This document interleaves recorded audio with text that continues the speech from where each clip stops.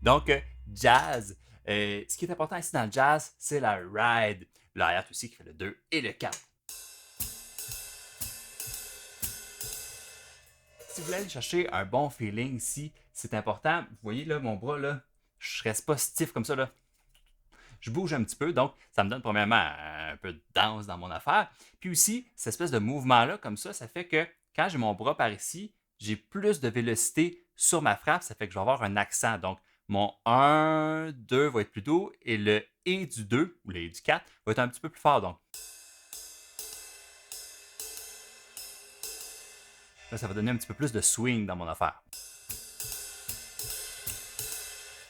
Autre chose, quand on fait le swing plus lent, on va étirer un petit peu les notes.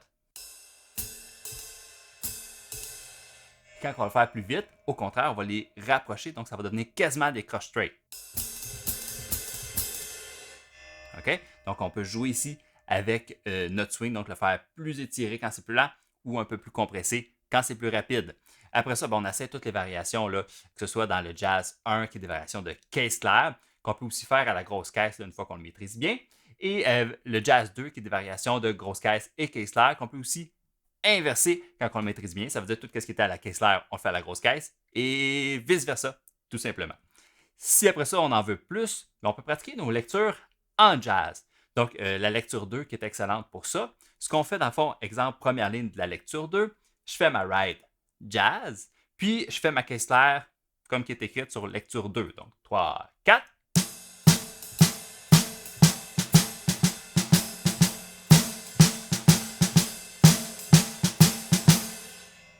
Ça va bien, je peux faire ça avec toute la page. Ensuite, ce que je fais, je peux prendre tout, je peux le faire sur la grosse caisse, la caisse claire, mais aussi ce que je peux faire, c'est toutes mes deux croches. Au lieu de faire les deux croches, j'enlève la première puis je garde juste la deuxième. Donc ça va faire 3, 4.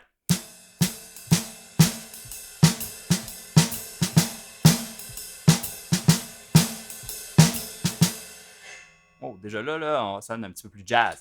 Encore une fois, je pourrais faire sur la grosse caisse au lieu de la caisse claire. Ensuite, ce que je pourrais faire, c'est la même chose que je viens de faire, mais mélanger grosse caisse et caisse claire. Soit que je le fais en attendant tout le temps un de chaque, donc 3, 4.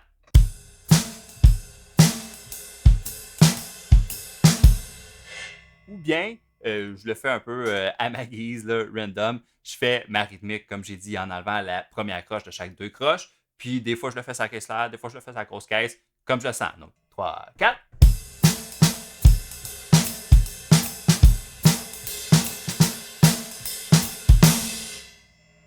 Et ainsi de suite. Je peux faire avec toute la page. Il y a aussi la linéaire 1 qui est super intéressante en jazz. Donc, exemple, je vous fais la première ligne, donc le A de linéaire 1 avec ma ride swing par-dessus. 3, 4.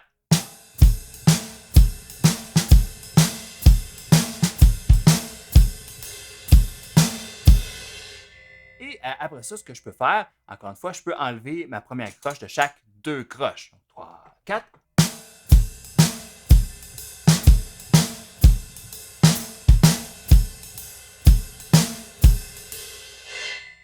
Et ainsi de suite avec toute la page linéaire 1. Après ça, je peux juste m'amuser. Je garde ma right swing avec mon hi-hat sur le 2 et sur le 4. Puis j'improvise des case slaps, des grosses caisses à travers ça.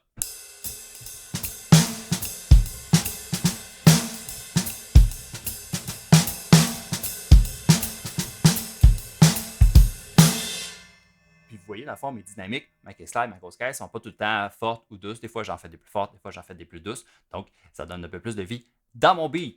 Puis, une fois que j'ai pratiqué mon jazz, je rajoute des passes là-dedans. Je joue avec la musique, très important, là, pratiquer avec la musique jazz là, pour vous habituer l'oreille à ce feeling-là ternaire du swing, donc du jazz. Puis, après ça, intégrez ça dans vos propres pièces et amusez-vous avec ça. À bientôt!